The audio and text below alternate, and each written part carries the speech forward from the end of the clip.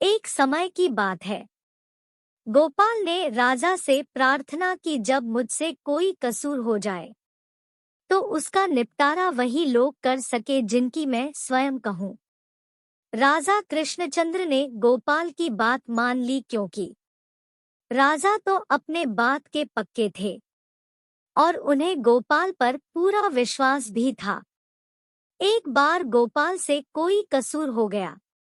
राजा ने कानून की दृष्टि से गोपाल को भी सजा देने का निश्चय किया। गोपाल को किसी तरह पता चल गया कि राजा उसे जरूर दंड देंगे। अपने इरादे के मुताबिक राजा कृष्णचंद्र ने गोपाल को एकांत में बुलाकर सारी बातें कह दी कि तुमने जो कसूर किया है उसके लिए तुम्हें सजा मिलेगी।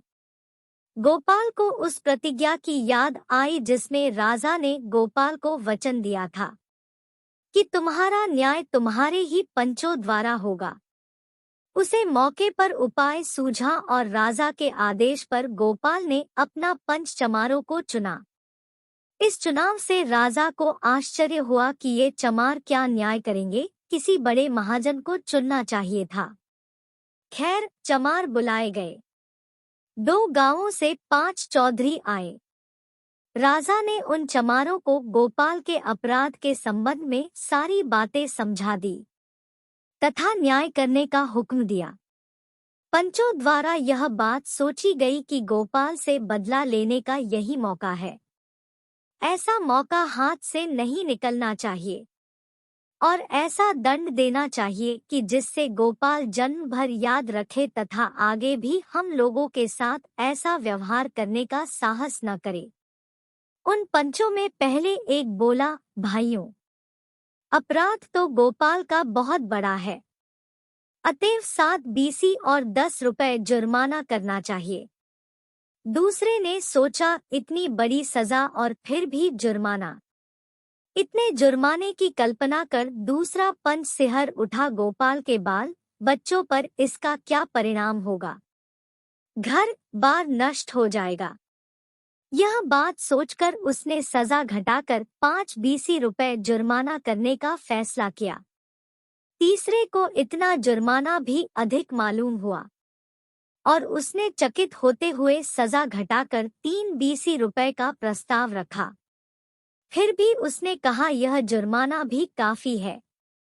फिर भी यदि पंच लोग चाहे तो और कुछ कम कर दे, क्योंकि इतना दाखिल करने में गोपाल की हालत खराब हो जाएगी।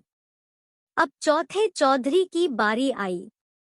उसने अब तक सभी सलाहों का विरोध किया और कहा कि इतना बहुत अधिक है, इसमें अधिक से अधिक कमी होनी चाहिए। चौथे चौधरी के प्रस्ताव का 5वें चौधरी ने अनुमोदन किया और सर्वसम्मति से थोड़ी देर की बहस के बाद यह तय हुआ कि दीवान गोपाल को 2 बीसी तथा 10 रुपए दंड के देने होंगे।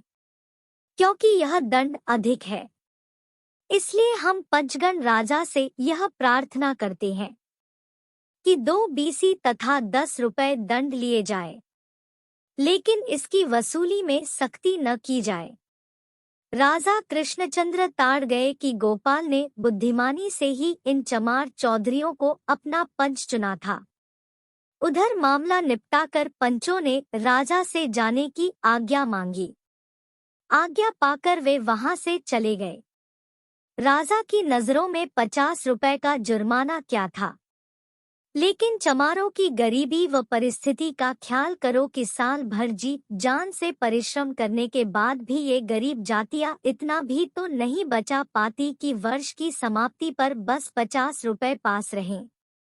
इसीलिए उनकी नजर में 2 बीसी अर्थात 40 रुपए और 10 रुपए कुल 50 रुपए बहुत ही कठिन जुर्माना था।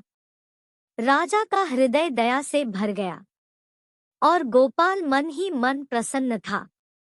गोपाल का फैसला स्वयं राजा ही सुनाने जा रहे थे कि गोपाल को देखकर राजा अपनी हंसी न रोक सके। गोपाल को दंड से मुक्त कर दिया। गोपाल को यह पहले से ही ज्ञात था कि गरीब जातियां इतना रुपया नहीं बचा सकती, इसीलिए कम से कम जुर्माना ही करेंगे। जो हमारे लिए कठिन नहीं होगा। और वैसा ही हुआ। गोपाल ने इसीलिए अपना न्यायकर्ता चमारों को बनाया था।